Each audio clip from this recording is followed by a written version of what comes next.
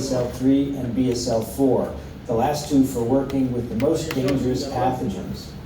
We were given the opportunity to visit the needle because its BSL-3 and BSL-4 laboratories are not yet operational. The needle was built in Boston's highly populated South End neighborhood, and there has been community opposition to its opening. Since its construction in 2009, the needle has faced a raft of legal and regulatory hurdles that prevented it from becoming functional. The silver lining of this cloud is that the TWIV team was able to visit the facility. In this special episode, we'll tour the needle with Associate Director Ron Corley and Elke Muehlberger and Paul Dupre, virologists who'll be working in the facility. I'll be accompanied initially by TWIV host Alan Dove, and Rich Condit will join us later in the tour. We'll take a look at how the needle is secured from unauthorized entry, how the facility is constructed to make it safe, and how workers carry out experiments with highly dangerous viruses such as Ebola virus and Ron Corley. Thanks for acting. Nice to meet you. Alan, good to meet you too. What are we doing here today? Yeah, we're going to look at needle. We're going to look at some of the science that we want to do in the place. We're going to talk about some of the security, some of the safety measures to make this place Okay. So we'll go inside. Great. Okay. So Ron, this looks like a first level of security. What are we doing? Yeah, so anybody who has access to this facility first has to go through an iris scan. That's the first level that gets you into it. So all these are dual iris scans. Pretty good, And guys. when you've been recognized and you're in the system, I heard someone it like. scans both eyes. Scans both eyes. All right, maybe that's a good It does idea. not work on dead eyes.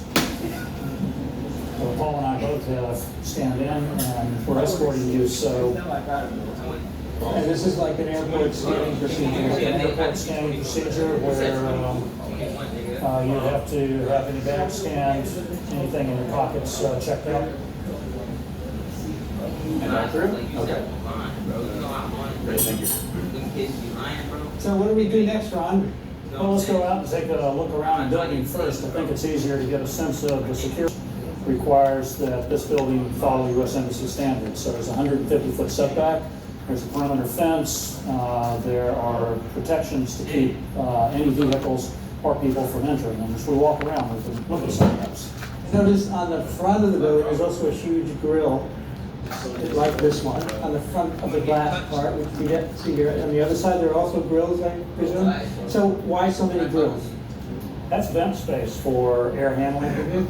So does this building have greater air handling requirements for a Yeah, standard building? it actually is one of the biggest expenses in this building. It has the electrical bills and the air handling, particularly for moving air through container spaces, level 3 and level 4. Because that's how it's all made safe, right?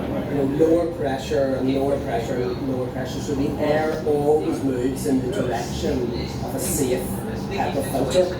So none of the air comes out of that BSL-4 space without having gone through these filters.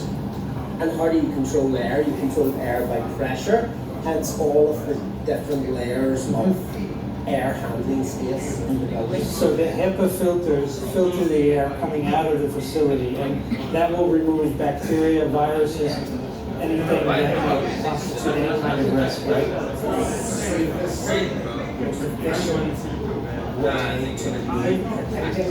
Yeah, one of the things people like to hear, this is not all new technology.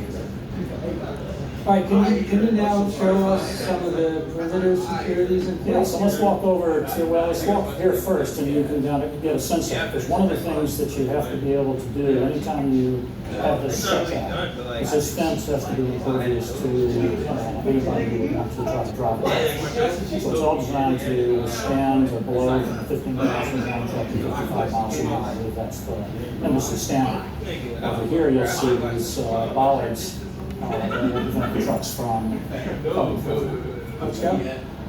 Alright, so you see the bollards out there, that's the 150-foot setback, and this fence is not really a structural fence right here. This allows us to have this park that's been put out. This is part of the things that have been done for the neighborhood. So what would prevent someone from climbing over the fence? So this fence is all rigged with indicators. There's wiring that goes through it that picks up vibration.